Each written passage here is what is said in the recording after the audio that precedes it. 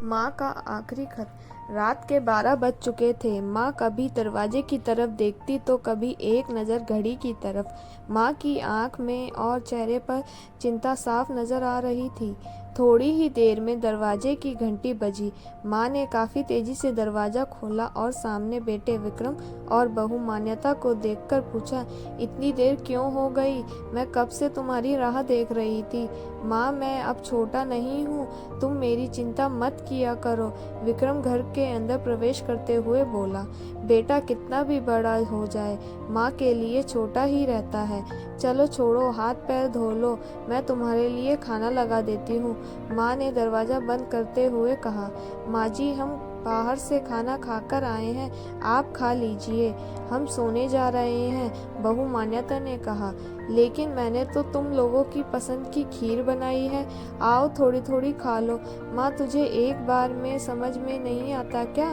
तेरी बहू ने कहा ना, हम बाहर से खाना खाकर आए हैं, क्यों परेशान करती है? जा तू खीर खा ले और सो जा, और हमें भी शांति से सोने दे। माँ अकेले कैसे खीर खा सकती थी और उसे बिना खाए नींद कैसे आ सकती थी, क्योंकि बेटे के इंतजार में उसने भी कुछ नहीं खाया था। वह किचन में गई, एक गिलास पानी पिया और अपने रूम में चली गई। सुबह 10 बजे विक्रम की आंखें खुली। बाजू में मान्यता अभी भी सो रही थी। विक्रम हॉल में आया तो लैपटॉप के पास रखी एक चिट्ठी पर उसकी नज़र पड़ी। यह चिट्ठी किसकी हो सकती है? यह देखने के लिए उसने चिट्ठी खोलकर पढ़ना शुरू किया। मेरे लाल, तू सोच रहा होगा कि एक ही घर में रहते हुए यह चिट्ठी क्यों? मैं तुम्हें बोलकर भी यह बात बता सकती थी।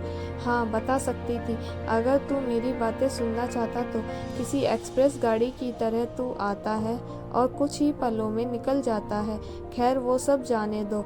कल तुम्हारा जन्मदिन था, इसलिए मैंने खीर बनाई थी। सोचा कम से कम आज के दिन साथ में बैठकर खाना खाएंगे। मगर यह बात भूल गई थी कि मेरा बेटा बड़ा हो चुका है, तो वह अपने दोस्तों के साथ पार्टी करके खाना खाकर आएगा। चलो, मुझे इस बात की खुशी ही हुई। मेरी दवाइयाँ ख़त्म हो गई हैं। मैंने कुछ दिनों पहले तुझे दवाई की एक चिट्ठी दी थी। अगर वक्त मिले तो वह दवाई मुझे लाकर देना, मुझे थोड़ी राहत हो जाएगी। विक्रम को याद आया कि 4-5 दिन पहले माँ ने एक दवाई की चिट्ठी दी थी।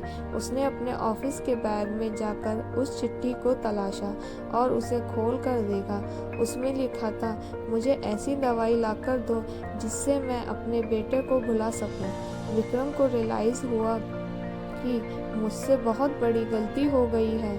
उसकी आंखें नम हो गईं। वह तुरंत अपनी माँ के कमरे की ओर दौड़ा। सबसे पहले उठ जाने वाली माँ आज क्यों नहीं उठी थी, देखकर उसे आश्चर्य हुआ। उसने माँ को उठाने की काफ़ी कोशिश की, लेकिन माँ एक गहरी नींद में सो चुकी थी। विक्रम के पास फूट फूट कर रोने के अलावा और कोई चारा नहीं बचा। दोस्तों, यह कहने की ज़रूरत नहीं है कि माँ बाप जीवन में कितने मूल्यवान हैं। उनके रहते हुए ही उनकी सेवा करो, उनसे प्यार करो। वह चले जाएंगे तो कुछ नहीं कर पाओगे।